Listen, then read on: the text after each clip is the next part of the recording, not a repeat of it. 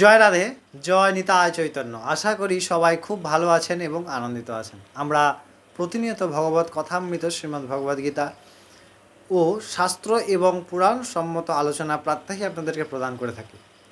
আমাদের আলোচনাগুলি সম্পূর্ণভাবে শাস্ত্রসম্মত এবং শাস্ত্র বিরুদ্ধাচরণ না করেই আমরা প্রদান করার প্রচেষ্টা করি, কারণ আজ কলির প্রভাবে আমরা ভগবত নাম সংকীর্তনকে একটি মাধ্যম, একটি প্রফেশন বা পেশার মাধ্যম করেছি।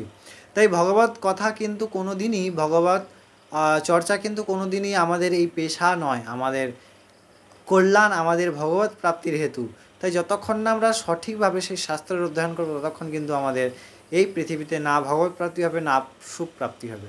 আজকে আমরা এই ভিডিওর মাধ্যমে আপনাদেরকে জানাবো যে এটি একটি আধ্যাত্মিকতার সঙ্গে যুক্ত গূঢ় প্রশ্ন, যে আমরা বলি যে ভগবান শ্রীকৃষ্ণ নিজেই বলছেন সাক্ষাৎ গীতায় যে মত্যা পরতরাং নান্যাৎ কিঞ্চিৎ অস্তি ধনঞ্জয়, হে ধনঞ্জয়, আমি ছাড়া আর কোনো কিছুর অস্তিত্ব কোথাও নেই।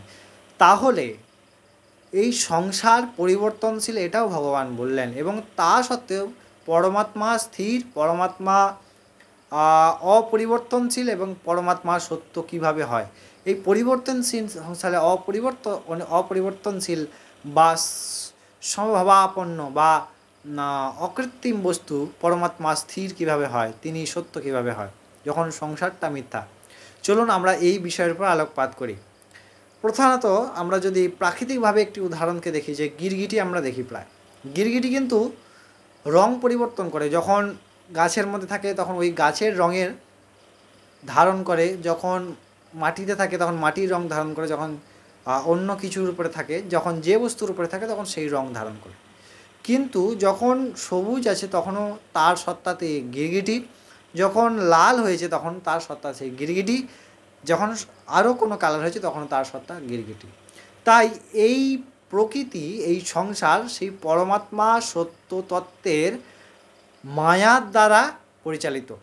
এটি তিনটে গুণ, অর্থাৎ সত্য, রজতম, এবং এই সত্য রজতম সবসময় পরিবর্তনশীল, কখনো সত্য, কখনো রজ, কখনো তম, কখনো সত্য, কখনো রজ, কখনো তম। তাই এই তিনটির দ্বারা যেহেতু এই সম্পূর্ণ সংসারটি পরিচালিত হয়, তাই সব সময় এই সংসার কিন্তু পরিবর্তনশীল হয়। কিন্তু রং পরিবর্তন হওয়া সত্ত্বেও এর মধ্যে যে প্রকৃত তত্ত্ব পরমাত্মা, তিনি অবিচল থাকেন, তিনি নির্লিপ্ত থাকেন, তিনি অপরিবর্তনশীল থাকেন, তিনি সবসময় সত্য থাকেন, তিনি সবসময় স্থির থাকেন। যেমন আমরা এই দেহ, বর্তমানে এই দেহের মধ্যে যে জীবাত্মা বসবাস করছে, সেই জীবাত্মাকে আমার স্বরূপ বা সেই আত্মা হচ্ছে আমার স্বরূপ, যিনি নির্লিপ্ত, যিনি কোনোদিন কষ্ট পান না, যাকে মারা যায় না, অথচ বলি আমরা মারা যাচ্ছি, আসলে এই দেহটা মারা যাচ্ছে। সেরকম এই দেহগুলি প্রাকৃতি এবং জড়, অর্থাৎ প্রকৃতির 5টা ভূতের দ্বারা তৈরি হয়েছে, আবার 5টি ভূতে বিলীন হবে। কিন্তু এই প্রকৃতি তত্ত্ব যার আওতায়, তিনি পরিবর্তন হন না, তিনি স্থির থাকেন, তিনি অবিচল থাকেন। মালিক ইচ্ছা করলে তার অফিসটি পরিবর্তন করতে পারেন বা তার পরিবেশটি পরিবর্তন করেন, কিন্তু মালিক তো নিজে পরিবর্তন হন না। তাই সেই পরমাত্মা তত্ত্ব সব পরিবর্তনশীল হওয়া সত্ত্বেও তিনি সত্য, যাকে বলা হয় সত্যং পরমং ধীমহি, তিনি একমাত্র পরম সত্য। আমরা সেই পরম সত্যের ধ্যান করি, পরম সত্যেরকে আস্বাদন করি। আপনারা অবশ্যই অনেক ভালো থাকবেন। আবার পরবর্তী দিন অন্য একটি বিষয়ে নিশ্চয়ই আপনাদেরকে জানাবো। আমাদের আলোচনা ক্রমবর্ধমান প্রাত্যহিক থাকে। ততক্ষণ জয় রাধে, জয় নিতাই চৈতন্য।